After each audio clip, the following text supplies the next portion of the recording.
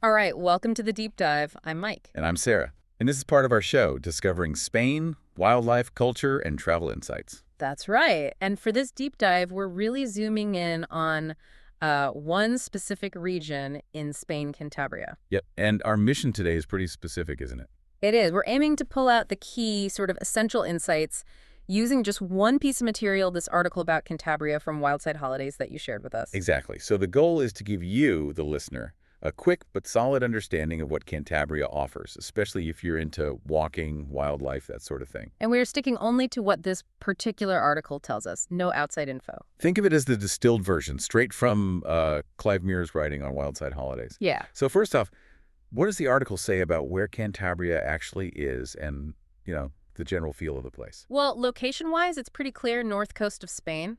Capital's Santander. Okay. And the area is about 5,300 square kilometers. Right. And the vibe the article gives off, how does it describe it?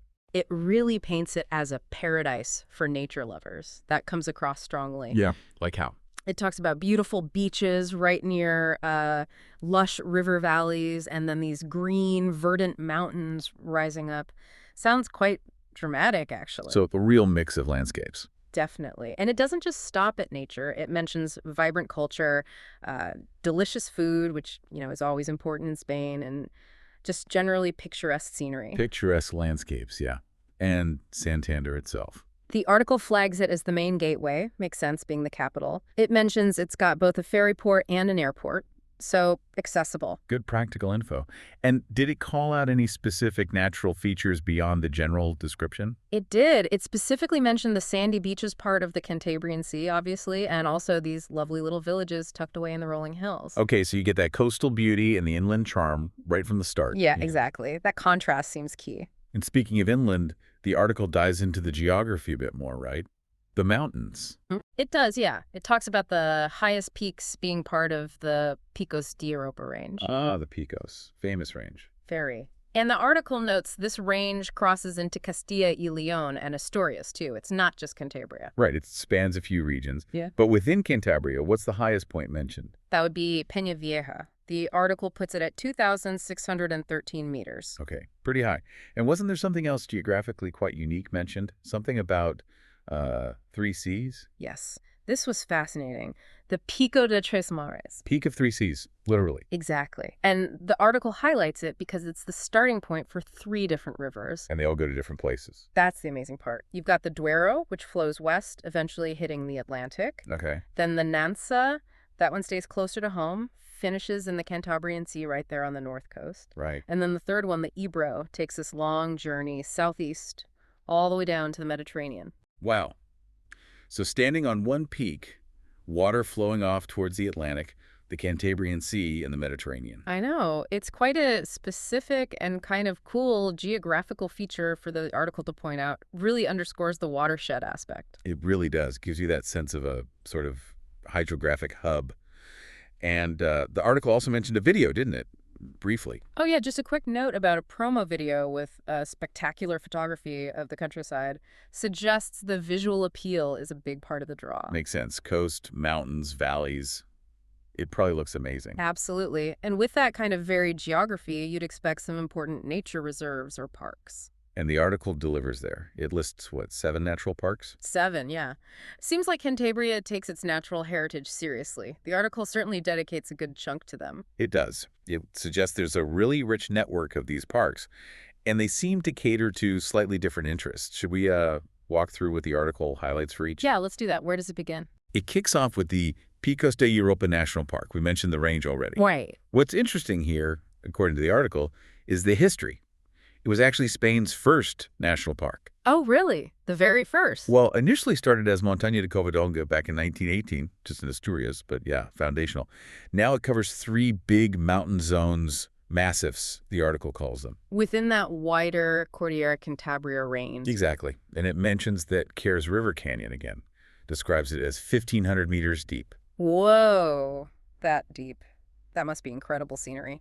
Divides the western and central parts, it said. Yeah, sounds like prime territory for serious hiking and just, soaking in those massive views. Definitely. Okay, so that's the high mountains. What about other types of environments? Coastal stuff? Yeah, moving towards the coast, the article talks about Oyambre Natural Park.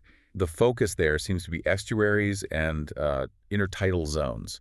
The bits covered and uncovered by the tide. Mud flats and walky bits, yeah. Right. And it notes these are fantastic habitats for aquatic birds, especially ones wintering there or just stopping off during migration. Ah, important for bird migration routes. Does it name any specific birds the article mentions? It does, which is helpful for bird watchers. It lists common teal, mallard, common sandpiper, curlew, Okay, familiar wetland birds. and also coastal ones like shag Ah, and the yellow-legged gull. So quite specific examples of what you might see. that level of detail is good. Any other wetland parks mentioned? Yes, the Marismas de Santonia Victoria Joyal Natural Park. The article describes this one similarly, calls it one of northern Spain's most ecologically valuable wetlands. Valuable how? Same idea, crucial winter refuge and stopover point for migrating birds. So the article really flags these coastal wetlands if birding is your interest. Got it. So, Picos and Mountains, Oyambre and Santonia for birds and wetlands. What about inland again? Maybe more forested areas. For that, the article points to Saja Bisaya Natural Park. It says it has a real wealth of fauna and flora. Like what kind of fauna? Mammals? Yet it specifically calls out wild boar, otter, wolf, and roe deer. Roe deer. Wasn't there a specific detail about them? Something about reintroduction? Yes, exactly. The article notes they were reintroduced back in 1949 and are widespread now. Okay. But the really interesting bit it mentions is the rutting season. Ah, the mating season displays. Yeah, when the males are competing, making noise. Apparently, this attracts thousands of visitors who want to witness that whole spectacle. Huh. That's a specific draw. A seasonal wildlife event, highlighted by the article. It is. There's also Cados de Leison Natural Park mentioned. This one seems focused on mountain fauna too, but maybe different species. What does the article say? It says it's home to a wide representation of Cantabrian mountain fauna, but then it specifically highlights the large raptors. Birds of prey, like Yeah. eagles and vultures. Precisely. It lists griffon vulture, Egyptian vulture, short-toed eagle, and goshawk. So if seeing big raptors soaring is your goal, the article suggests this is a key spot. Okay, interesting. So, Saja Bisaya for mammals like deer and boar, Callados del Asen for the big birds. Are there any parks noted more for just the landscape itself? Yeah, a couple. It mentions Dunas de Liancres Natural Park. That one sounds coastal again. Coves, 2 beaches, a big pine plantation. And dunes, presumably, from the name. Yes, importantly, it mentions one of the Cantabria's most significant dune systems is there. Right. And the last one, Machizo de Peña Cabarga. That one sounds like it's all about the vistas. The article mentions fantastic views over the Bay of Santander. Oh, nice. Overlooking the capital. Yeah, and it also highlights the impressive karst landscape. Karst, that's the limestone landscape. Caves, sinkholes, that kind of thing. Exactly, shaped by dissolving rock, often quite dramatic looking. So across all 7 parks, the article really builds a picture of incredible variety. It absolutely does. From coastal dunes and wetlands, crucial for birds, right up to deep mountain canyons, habitats for wolves and deer, skies full of raptors. It strongly suggests that whatever your particular nature interest is, you'll likely find a park in Cantabria that caters to it, based on this article. And this variety isn't just something to look at from afar. The article makes it clear you can get right into it. It really emphasizes the activities, especially walking and hiking. Right. It mentioned an extensive network of routes. Yeah, and for all levels, too. Everything from, like, gentle strolls by the sea that sounds lovely, all the way to proper challenging treks up in the Picos de Europa. Something for everyone, then. Seems like it. And it adds this nice detail about wandering through ancient oak forests or visiting quaint villages along these routes. Makes the walking sound like a journey through culture and history, too, not just nature. That blends nicely.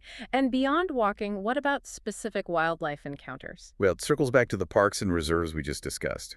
Says they're teeming with diverse ecosystems. Providing habitats for a gem? Did it mention bears again? Or was it wolves? It definitely mentions wolves in Saja Bisaya. It also mentions brown bears might be found, along with rich bird life. The main point the article makes is that these parks offer the opportunity to see these creatures. And it frames that opportunity as something special, right? Yeah, it calls witnessing them in their natural habitat a unique and unforgettable experience. It's about the encounter, not just, ticking a box. Makes sense. Nature and wildlife seems central. But what about the cultural side? Does the article touch on towns and local life? It does. It balances the nature focus by highlighting the cultural experience, too.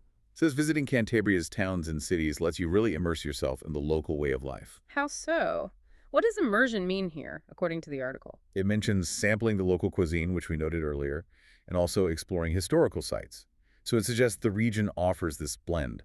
Stunning nature, complemented by rich local culture. Okay, so it's not just for hardcore trekkers or birdwatchers. Not according to this article, no. It wraps things up by saying, Cantabria is an ideal destination for both nature enthusiasts and adventure seekers. And it suggests it works for a range of interests because of that landscape diversity and what was the phrase, warm hospitality? That's the one. So overall, based purely on this Wildside Holidays article, the picture you get is this compelling mix. Yeah, it's the blend that stands out, the dramatic natural beauty from coast to peak, the specific wildlife habitats in those various parks, and then the cultural experiences layered on top. Definitely. And what's interesting thinking about it is how the article implicitly shows the connections. You know, how that unique geography like the Pico de Tres Mares starting those rivers. Or the coastal Fahrenheit. wetlands being vital for migration. Exactly. How those physical features directly shape the ecosystems, the wildlife you find there, and even the cultural experiences described, like visiting villages nestled in those hills. Right. It makes you appreciate how the land itself sets the stage for everything else. Exploring a region like this, as described here, really seems to highlight that interconnectedness. That's a good point. You see how landscape, wildlife, and local life all weave together. And this whole exploration, this deep dive into Cantabria, was guided entirely by the information in that one article by Clive Muir from Wildside Holidays. That's right, Clive Muir. And for anyone listening whose interest has been sparked, the article's About the Author section mentions he's involved in other related projects too. Oh, yeah. Like what? It lists Ronda Today, Visit Cadiz, the Caminito del Rey, all focused on specific Spanish locations or attractions, Okay. plus the broader Wildside Holidays Spain initiative and something called the Iberia Nature Forum. So plenty of other avenues to explore if this taste of Cantabria via the article has made you curious about similar insights into Spain. Exactly. Worth checking out if you want more from that perspective. Well, that wraps up our deep dive into Cantabria, guided by the Wildside Holidays article. Thanks for joining us.